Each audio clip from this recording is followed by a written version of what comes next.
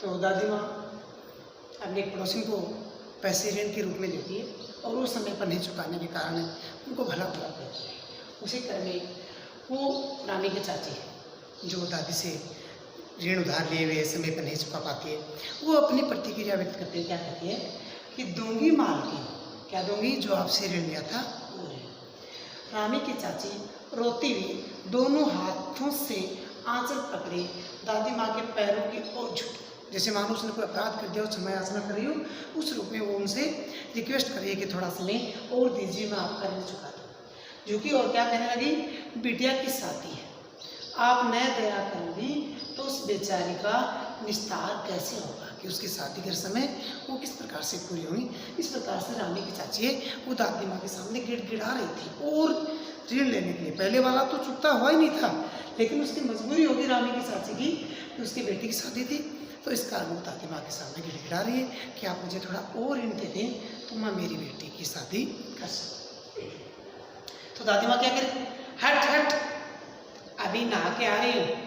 दादी माँ पीछे हट गई कि मेरे पास समय नहीं है अभी इतना, मैं नहाने जा रही हूँ, और वहाँ से हट गई। जाने दो दादी, मैं इस अप्रिय प्रसंग को हटाने की गर्ज से मैंने कहा, लेकर करें उसमें मैंने बीच बचाव कर दिया, बेचारी गरीब है, दे देगी कभी। तो लेकर अपनी दादी को कहने लगा कि दादी ये बेचारी रानी की चाची गरीब है, इसकी बेटी की शादी है, दे देगी कभी, पैसे होंगे उसी में, अभी जाओ ना उसको, चल चल, चला है समझाने। तो वो लेकर कोई उसके अपने बेटे को ही धमकाने लगी, मुझे ज्ञान दे रहा है, समझा रहा है। मैं चुपके से आंगन की ओर चला गया। कई दिन बीत गए, मैं इस प्रसंग को एकदम भूल सा गया। प्रसंग का मतलब रामी की चाची और लेखक की दादी, उन दोनों के बीच में पैसे के लेन देन को लेकर जो बातें हुई, उस घटना को।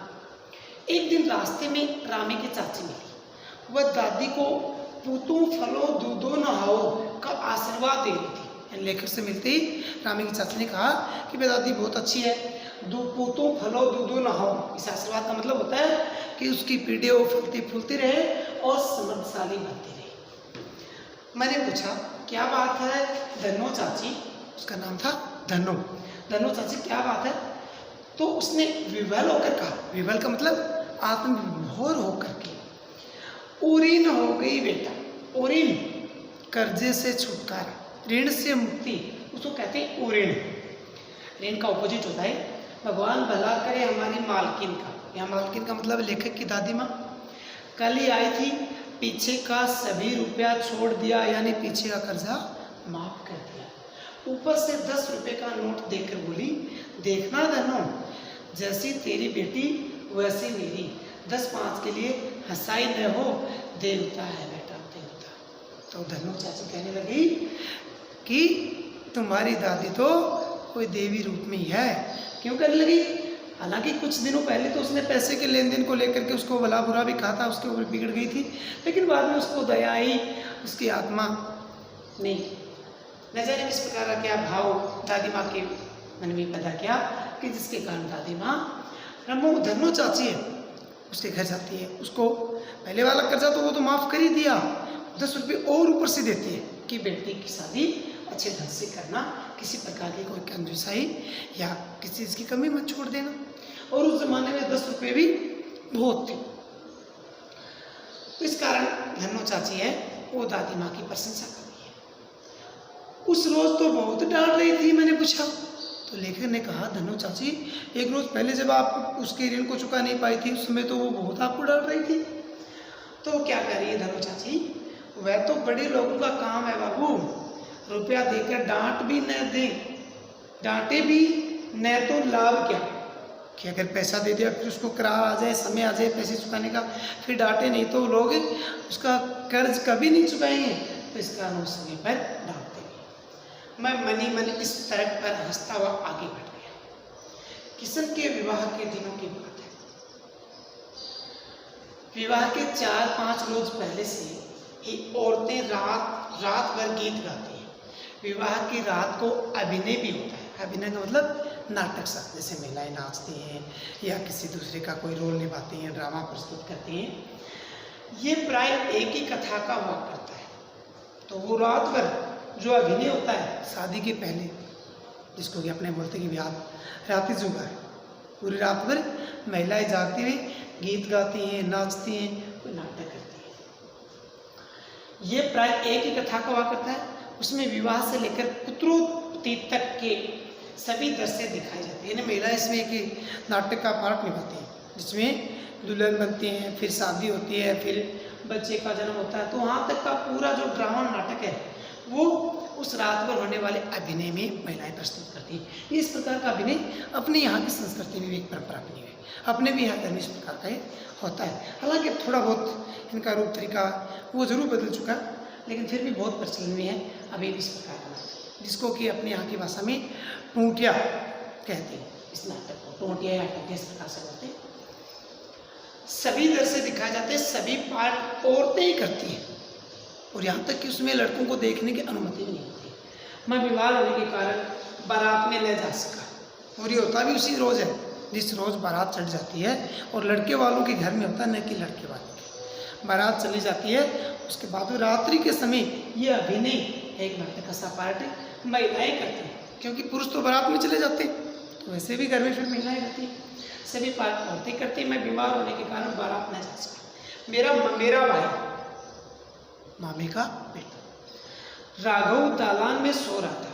एक दो आदमी घर में चाहिए भी, तो दालान बाहर का जो घर के आगे का मैदान, आंगन कहीं, उसमें सो रहा था। वह भी बारात के जाने के बाद पहुंचे, और इसका कारण भी ये हुआ कि बारात निकल चुकी थी, वो लेट हो गया था, इस कारण वो बारात में नहीं जा सका। औरतों ने उस पर आपत्ति की, ये कहा कि घर में आदमी क्यों रहा, क्योंकि आज तो हम ये अभिनय करेंगे, और ये अभिनय लड़कों को या पुरुषों को कहीं देखने की अनुमति नहीं होगी। तो उस पर आपत्ति की कि इसकी चारपाई दूरी डलवा दी जाए, इसको घर के अंदर नहीं आने दिया जाएगा जब तक ये अभिनय चलेगा। दादी माँ बिगड़ी, गुस्से हो गई, लड़के से क्या पर्दा, ये तो छोटा बच्चा है, कोई आदमी थोड़ी है पूरा। लड़के और ब्रह्मा का मन एक सा होता है कि बच्चों के मन में तो भगवान है, उनका निवास होता है। किस बात पर दादी माँ ने प्रतिक्रिया व्यक्त की?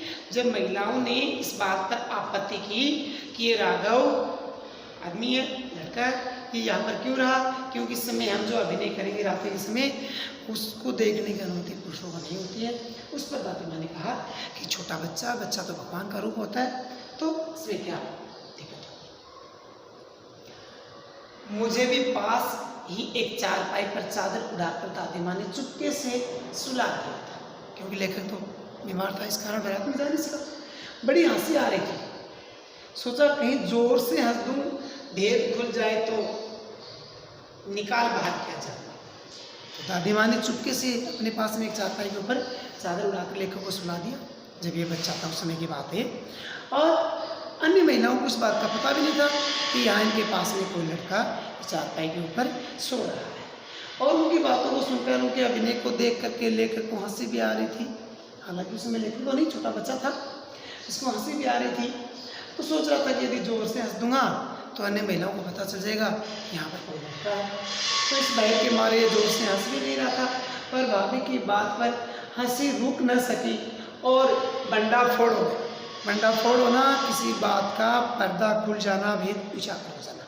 तो भेद कौन सा उजागर हो गया कि यहाँ तो कोई लड़का है। देबू की माँ ने चादर खींच ली, कहो दादी ये कौन सा बच्चा सोया है, बेचारा रोता है, शायद दूध पिलाती। तो वो उसके ऊपर हंसी मजाक के रूप में एक व्यंग्य सा कर रही थी कि देखो आपने इसके मेरे भाई के लिए तो बोल दिया कि वो तो बच्चा है, लेकिन ये कौन सा बच्चा है। तो वो व्यंग्य करते हुए, हंसी मजाक करते हुए कह रही थी कि हाँ बच्चा ही है, और रो रहा है बेचारा, भूखा है, दूध पिला दो इसको। हाथापाई शुरू हुई। दादी माँ भी हाथापाई मतलब वो घसीट करके शिव प्रसाद सिंह लेखक को बाहर निकालना चाहती थी, और दादी उसको वहीं रोकना चाहती थी। इसमें दादी माँ बिगड़ी और गुस्से हो गई। लड़के से क्यों लगती है, इससे क्यों झगड़ रही है। सुबह रास्ते में देबू की माँ ने, कल वाला बच्चा भाभी, मैं वहाँ से जोर से भागा। तो वो लेखक को देखती कि वो कल वाला छोटा बच्चा, इसको दादी माँ बच्चा मान रही थी, उसमें वो ना लेखक उस बात पे कट जाता है उससे, और वहाँ से भागता है और दादी माँ के पास जाकर खड़ा हुआ। वस्तुतः किसी प्रकार का अपराध हो जाने पर जब हम दादी माँ की छाया में खड़े हो जाते हैं, अभेदान मिल जाता। अभे भय का विलोम, अभेदान, किसी प्रकार का फिर कोई डर नहीं होता। जैसा आज भी है, बच्चे मतलब दादी के पोते या पोती कोई गलती कर देते हैं, शरारत कर देते हैं, तो दादी उनके अपराध को माफ़ करती है और उनको सज़ा भी नहीं देने देती है। तो बच्चे दादी के पास ही दौड़ के जाते हैं। इसी प्रकार लिखा स्नेह और ममता की मूर्ति दादी माँ। दादी माँ छोटे बच्चों से बहुत प्रेम करती थी और दूसरों के प्रति उसके मन में दया की भावना भी बहुत थी, ममता की भावना भी बहुत थी। एक एक बात आज कैसी कैसी मालूम होती है। परिस्थितियों का वात्या चक्र मतलब उनका समय है, बदलता रहता है। जीवन को सूखे पत्ते सा नचाता। सूखा, एक गिले का विलोम है सूखा। इसे दादी माँ खूब जानती। दादी की मृत्यु के बाद से वे बहुत उदास थे। संसार उन्हें धोखे की टट्टी मालूम होता है कि अन्य लोग तो उनके साथ धोखा ही। अरे दादा ने उन्हें स्वयं जो धोखा दिया, वे सदा उन्हें आगे। दादा हैं वो थोड़े अलग स्वभाव के थे, तो दादी के मरने के बाद लिखे गए वो हर किसी के ऊपर इतना विश्वास भी नहीं करते थे जितना दादी माँ पर करते। तो दादा के लिए क्या कह रहे हैं कि दादा ने उन्हें स्वयं जो धोखा दिया, वे सदा उन्हें आगे भेज कर अपने पीछे जाने की झूठी बात कहा करते थे कि तू चल, मैं तेरे पीछे पीछे आ रहा हूँ, और फिर वो खुद जाते नहीं थे। जब लेकर बच्चा उस समय की बातें बता रहा है, तो इस प्रकार कह रहे हैं कि दादा मुझे आगे भेज देते, खुद मेरे पीछे पीछे नहीं जाते, और ये वो मेरे साथ धोखा करते। दादा की मृत्यु के बाद कुकर मुत्ते की तरह बढ़ने वाला, मुँह में राम बगल में छुरी। एक लोगों की मुहावरा होता है, मुँह में राम बगल में छुरी। इसका मतलब होता है कि दूसरे के साथ विश्वासघात करे। बात तो बहुत अच्छी करे, जब उसके क्रम उससे बिल्कुल लगाए वाले।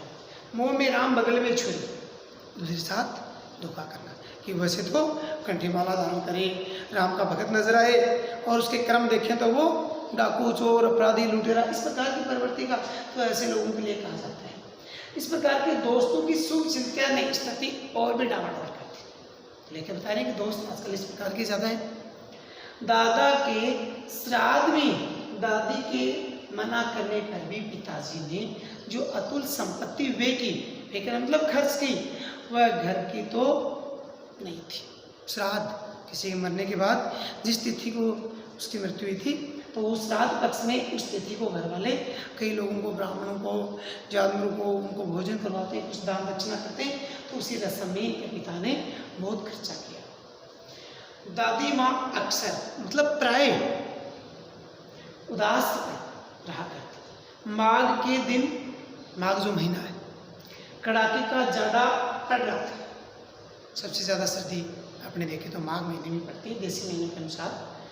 पछुआ का सन्नाटा, पछुआ पश्चिम दिशा से आने वाली हवा, उसका सन्नाटा और पाले की शीत हड्डियों में घुस पड़ती है। वैसे देखते हैं सर्दियों के समय जब ज़्यादा सर्दी पड़ती है, दिसंबर लास्ट में या जनवरी फर्स्ट वीक में, तो हवा ज़्यादा पश्चिम और जो उत्तर दिशा उधर से ज़्यादा आती है, हिमालय पहाड़ की तरफ से आती है, तो वो बहुत ठंडी हवा आती है, वो हड्डियों में घुस पड़ती है। शाम को मैंने देखा दादी माँ गिल्ली धोती पहने कोने वाले घर में एक संदूक पर दिया जलाई, दिया मतलब दीपक, हाथ जोड़कर बैठी है। उनकी स्नेह कातर आंखों में मैंने आंसू कभी नहीं देखे थे। मैं बहुत देर तक मन मारे अनमने मन से, बेचैन मन से उनके पास बैठा रहा। उन्होंने आंखें खोली।